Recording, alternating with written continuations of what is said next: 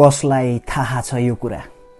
कसलाई थाहा छ यो कुरा कि हिजो तिमी रातभरि रोएको थियौ, बिहान भयो तिमी पनि उठ्यौ, स्माइल अनुहारमा ल्यायो, त्यो एउटा मास्क हुन्छ नि, मुकुट, त्यो खुसी भएको के हो, त्यो अब आफू चाहिँ एकदम आफूलाई केही भएको छैन है भन्ने टाइपको खुसी भएर देखाउने क्या त, त्यो एउटा झुटको मास्क अनुहारमा लगायौ, त्यहाँदेखि अफिस गयो। अफिसमा तिमीले सबैलाई गुड मर्निङ भन्दैछौ है, उनीहरूले पनि तिमीलाई गुड मर्निङ भन्दैछ, तिमी मुस्कुराइरहेको छौ है। कसलाई पनि थाहा छैन यो कुरा कि तिम्रो मनमा यस्तो डरलाग्दो चाहिँ प्रब्लम भइरहेको छ, यस्तो डरलाग्दो चाहिँ तिमीलाई मनमा मन भित्रभित्रै खाइरहेको छ क्या त्यो कुराले। आज अफिस आउनु पनि मन थिएन, तिमीलाई आज काममा आउनु पनि मन थिएन, तर परिस्थितिले गर्दा तिमी त्यहाँ आएको छौ। अफिस आवर स्टार्ट भयो, काम स्टार्ट भयो, मिटिङ पनि भयो, तिमी चाहि नचाहि पनि त्यहाँनिर गयौ है, पार्टिसिपेट गर्यौ। तर कसैलाई पनि यो कुरा थाहा छैन कि हिजो राति तिमी भोकै सुतेको थियौ, अघि बिहान पनि तिमी पानी मात्र पिएर आएको छौ, तिमीले आफूले आफूलाई पुरा कमजोर फिल गरिरहेको छौ भनेर। लन्च टाइम भयो, तिमी वासरुममा गयो, भित्रबाट तिमीले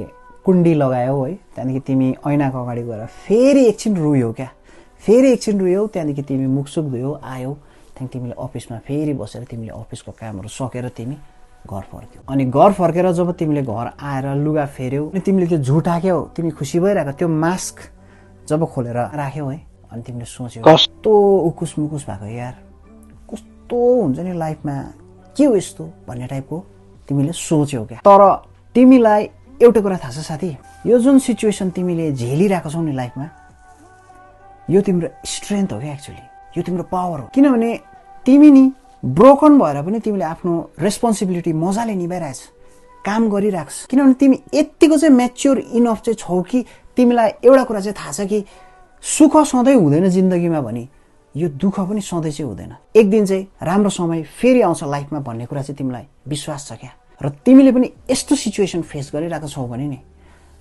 कमेन्ट सेक्सनमा जाऊ है र लेख आई एम स्ट्रङ, अनि म बुझिहाल्छु कि तिमी एउटा फाइटर हो, तिमी एउटा वरियर हो भनेर। Take care, have a lovely evening and never give up.